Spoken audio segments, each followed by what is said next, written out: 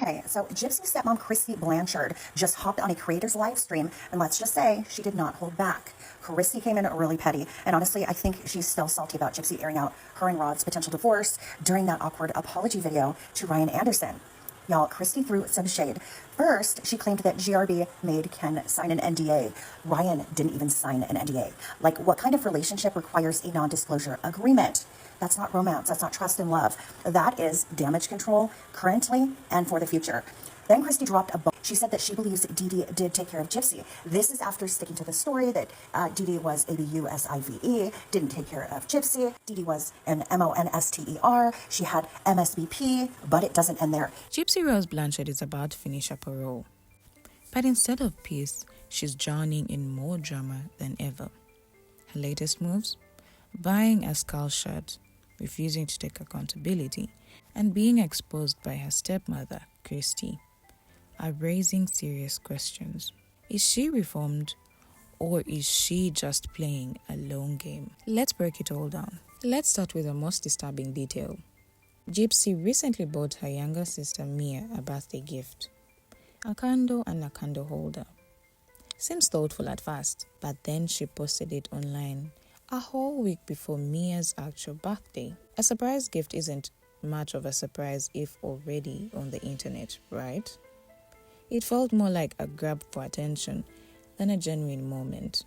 But here's where it gets really weird. During the same shopping trip, Gypsy bought herself a t-shirt.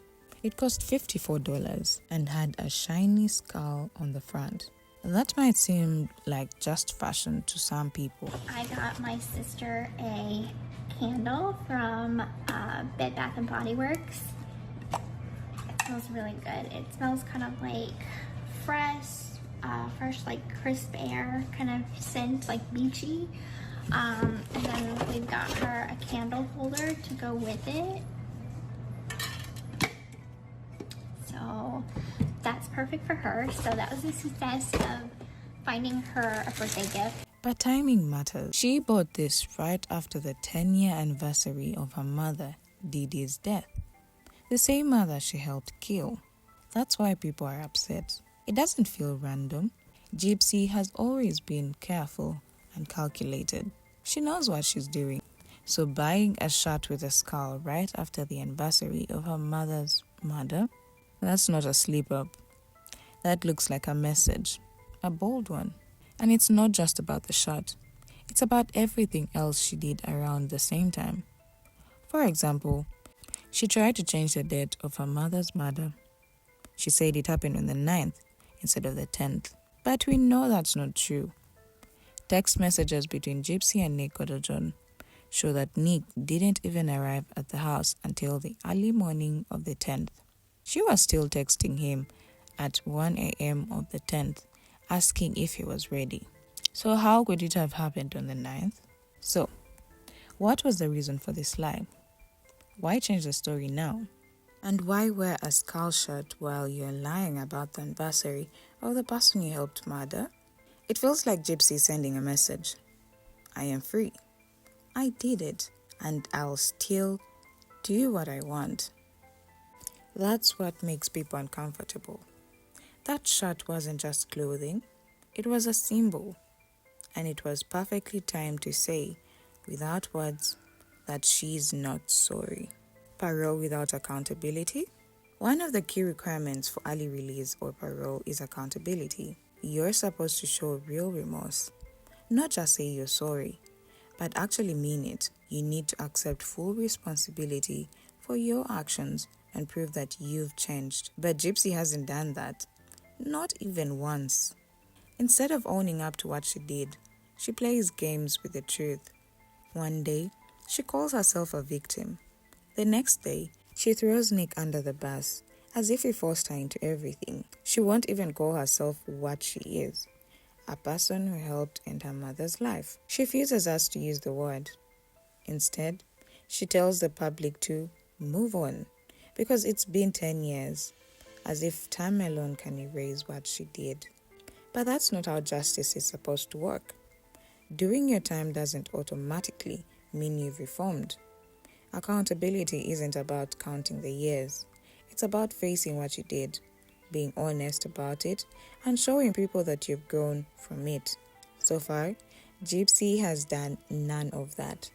She hasn't been transparent, she hasn't taken ownership, and she hasn't shown the public she understands the real weight of her. And right there is what's scary. Because if she still refuses to accept the truth, what has she really learned? Then came the bombshell livestream. Kristy Blanchard, Gypsy's stepmom, tried to defend her, but instead of protecting Gypsy's, she ended up revealing more damaging truths than anyone expected. One of the first things Kristy said was, Gypsy will take accountability when she's ready. Seriously? Accountability isn't something you wait to feel ready for. It's not a mood, it's a requirement, especially when you're about to be released from the justice system. And that statement alone was already troubled. It sent the message that Gypsy is being allowed to pick and choose when she wants to admit guilt. Okay, so Gypsy's stepmom, Kristy Blanchard, just hopped on a creator's live stream, and let's just say she did not hold back. Kristy came in really petty, and honestly, I think she's still salty about Gypsy airing out her and Rod's potential divorce during that awkward apology video to Ryan Anderson. Y'all, Kristy threw some shade. First, she claimed that GRB made Ken sign an NDA. Ryan didn't even sign an NDA. Like, what kind of relationship requires a non-disclosure agreement? That's not romance. That's not trust and love. That is damage control currently and for the future. Then Kristy dropped a bomb. She said that she believes Dee Dee did take care of Gypsy. This is after sticking to the story that Dee Dee was ABUSIVE, didn't take care of Gypsy. Dee Dee was an MONSTER. She had MSBP, but it doesn't end there. So Kristy also said that GRB showed Mia an inappropriate picture of Dan Glidewell, okay, GRB's boyfriend, the catalyst for all of this, I think. Truly. Showed Mia his Facebook. Is Kristy really upset? Is she upset? Or is this Blanchard family theatrics? Who knows with them, right? I'm leaning to Kristy being upset because those are some pretty huge things to drop. There's a difference from Kristy hinting that GRB may be pregnant to literally calling her out on some pretty horrendous accusations and facts. What struck me really is who cares about the NDA, right? Who really cares about that? I mean, it's interesting, it's tea, but what really got me was the Dee Dee part. And also, Ken's mom has said something similar. I mean, very, very similar. But also, that GRB showed these pictures to a minor. You know, that really ties back to her character and all of these characters she's played. The evidence where we have found out that GRB was involved in this father-daughter familial role play, talking about a hypothetical 13-year-old daughter that she would offer up to Nicholas Godejohn. Then came the questions about money, specifically whether the family was profiting off Gypsy's crime, the crime that ended Dee Dee's. Kristy insisted that no one else was making money off Gypsy's story, claiming that everything they earned from the show, like Life After Lockup, was directly to Gypsy herself. But here's the catch. People brought up the son of Sam Lowe, the rule that says criminals shouldn't profit from the publicity of their crime. Kristy's response? Louisiana doesn't have that law, and technically, she's right. But here's what Kristy didn't explain. Maybe she didn't know. Louisiana has something very similar called the notoriety for profit law. It basically says the same thing. If you commit a crime, you can't cash in on the fame it brings unless you're compensating the victims' families. It doesn't stop Gypsy from telling her story. It just says she shouldn't make money from it unless she shares it with Dee Dee's family. That is where the problem lies. Gypsy has been making a lot of money from books, from TV shows, from interviews, from documentaries. All of that profit comes from the attention her crime created. And yet, Dee Dee's family hasn't received a single penny. So while Kristy was trying to defend Gypsy and brush off concerns, all she really did was shine a light on how Gypsy is still finding ways to benefit from the very act she's never taken full responsibility for. And Kristy's clueless defense only made it worse. More lies and slips from Kristy. Kristy also admitted some. Gypsy and her little sister Mia were talking while Dee Dee was. Gypsy even told 10-year-old Mia about her secret relationships with older men. Yes, you had that right. Gypsy, who was 20 years old at that time, was messaging a child about grown adult relationships. That's disturbing in so many ways. It gets even more complicated. Gypsy has always claimed in her interviews and documentaries that Dee Dee completely cut her off from the out, that she had no way to talk to anyone, that she had no contact with her, that no one could reach her. But clearly, she had access to Mia. She was actively communicating with her. That completely tears apart the story she's been telling for years. So, if she could talk to Mia so openly about men, Facebook profiles, and her personal interests, why didn't she reach out for help if things were really as bad as she said? And then comes Kristy's next slip.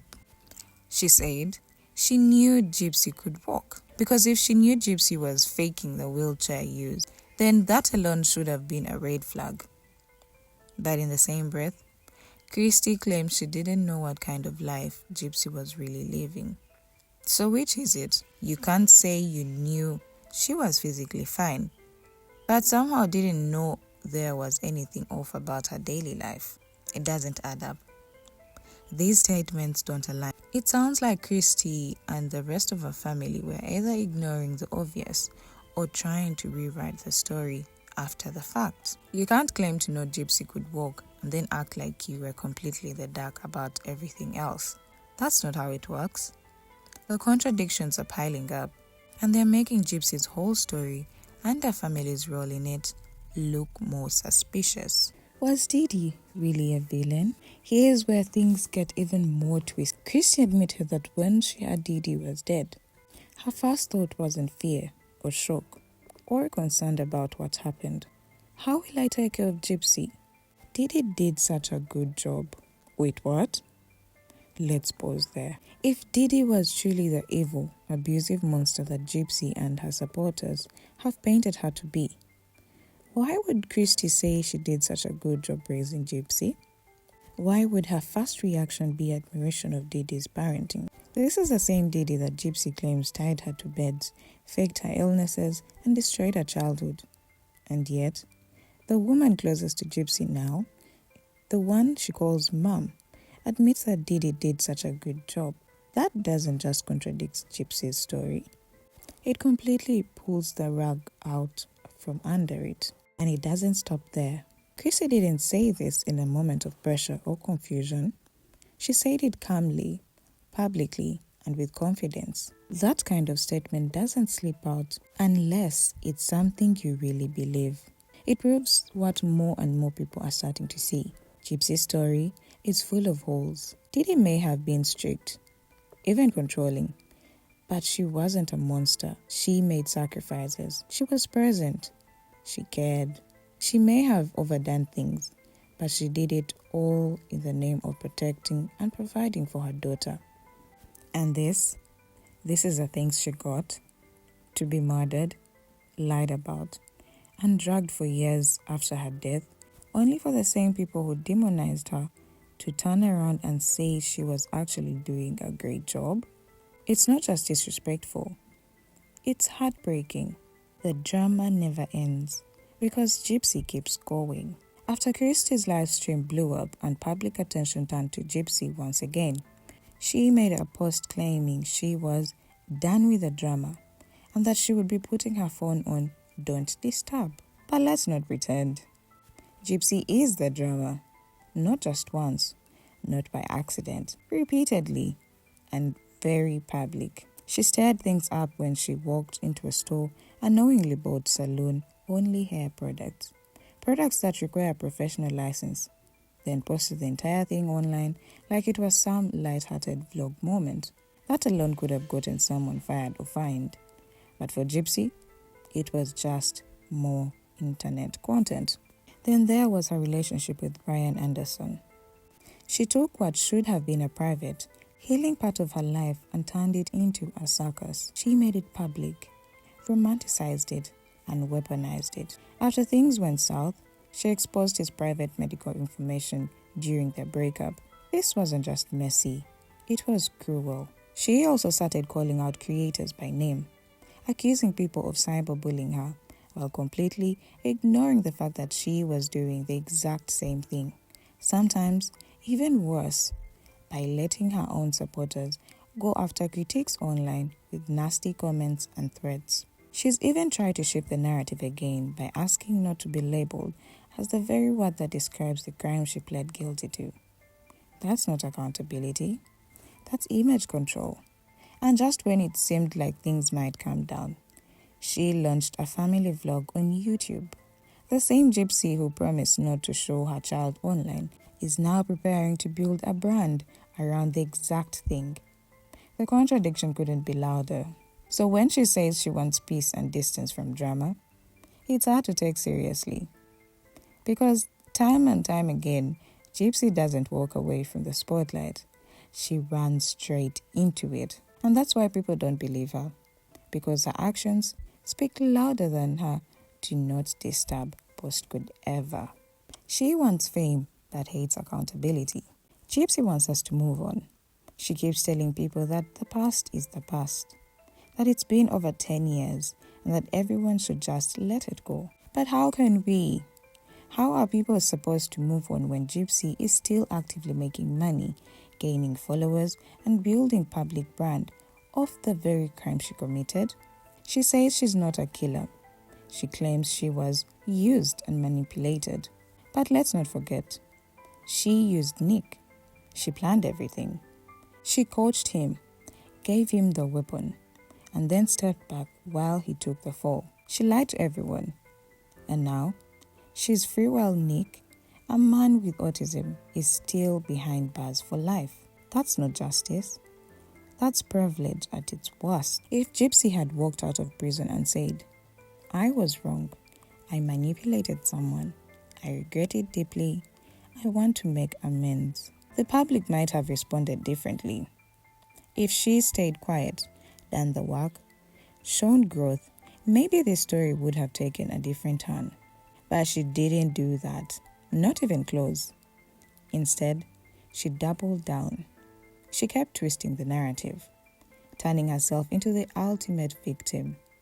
She skipped over the pain she caused, the life she helped destroy, and she kept building her brand like it was just another influencer story. She didn't just lie in court. She kept lying long after. And now, she's profiting from those lies, as if the truth never mattered in the first place. And that's why we can't move on. Because she won't let us. Because she hasn't told the truth. Because she hasn't taken real accountability. And until she does, the story isn't over. Final thoughts. What now? The parole board needs to think hard about this one. Because Gypsy has shown no sign of true reform. No accountability. No remorse. No truth. And if Kristy's live stream proved anything, is that the people around Gypsy aren't helping her heal. They are not encouraging honesty, growth, or maturity. They are enabling her worst behavior. Every time someone brushes off her lies or tells her she's a victim, they make it easier for her to avoid responsibility. So the question is, what happens when Gypsy is fully free? No parole officers, no conditions, no restrictions. Just her, the internet, and the growing platform that's built on half-truths and sympathy. Because right now, all signs point to one thing. Gypsy Rose hasn't changed. Not mentally, not emotionally, not in a way that matters. And if she hasn't learned accountability by now, after prison, parole, public backlash, and second chances, then it's very possible she never will. Let me know your thoughts in the comments. Like, subscribe, and stay tuned. There is always more to come with Gypsy Rose Blanchard.